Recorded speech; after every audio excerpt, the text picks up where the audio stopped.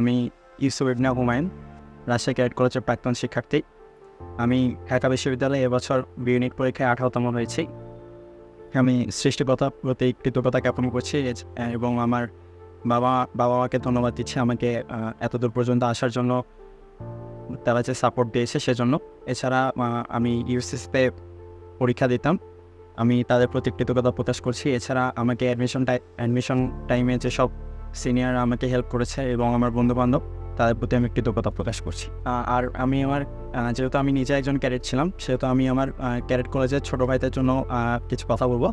সেটা হচ্ছে বি ইউনিটের বা ঢাকা বা যে কোনো পাবলিক বিশ্ববিদ্যালয়ে ভর্তি পরীক্ষার জন্য হচ্ছে আসলে খুব বেশি পরিশ্রম করতে হয় না। যদি একটু স্মার্টলি প্রিপারেশন নেওয়া যায়, তাহলে হচ্ছে খুব সহজে একটা বিশ্ববিদ্যালয়ে ভর্তি পরীক্ষার চান্স পাওয়া যায়।